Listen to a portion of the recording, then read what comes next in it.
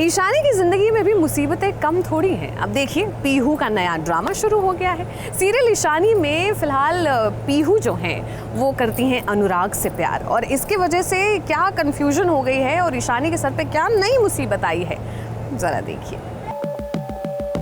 I really love you. तुम समझने की कोशिश करो। प्यार करती हूँ तुमसे।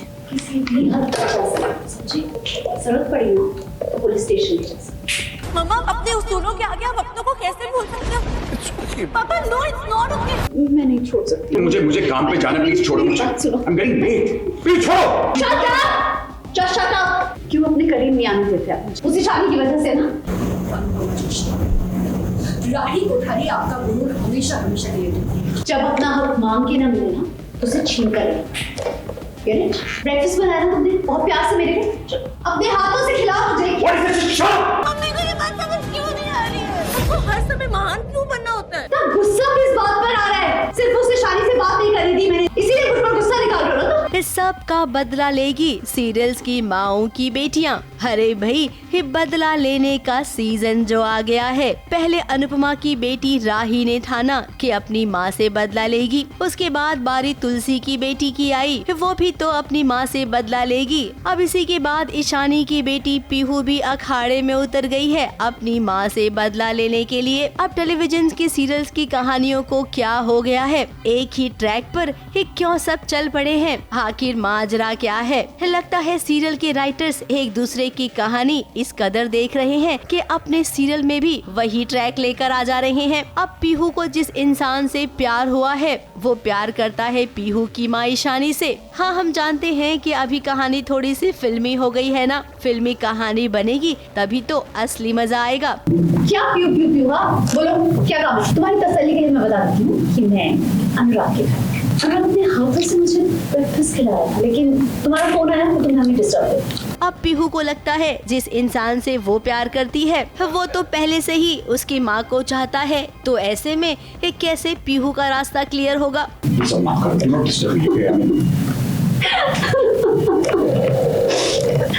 सीरियसली शानी के बारे में सोच रहे हैं ना? प्यार वर्ड सुनते ही शानी के ख्याल आ गए ना। शानी, मैं जान दे सकती थी उसके, लेकिन उसने मेरा भरोसा तोड़ा।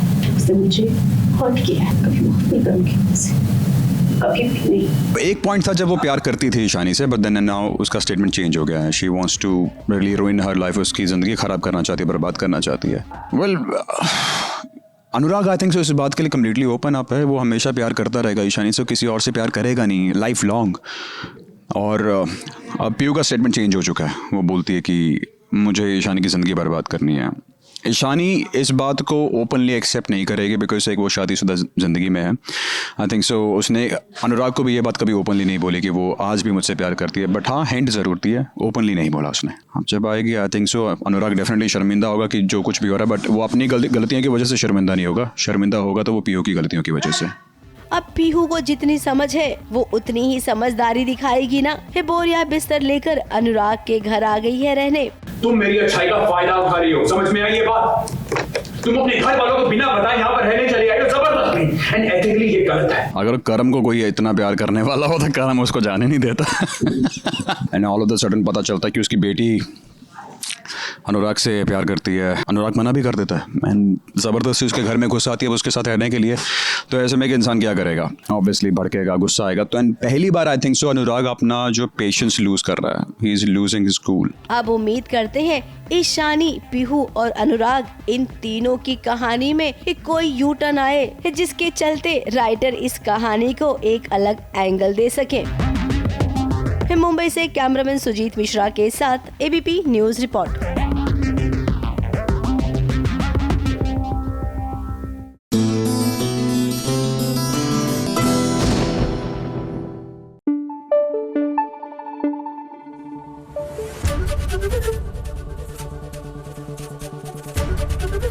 एबीपी न्यूज आपको रखे आगे।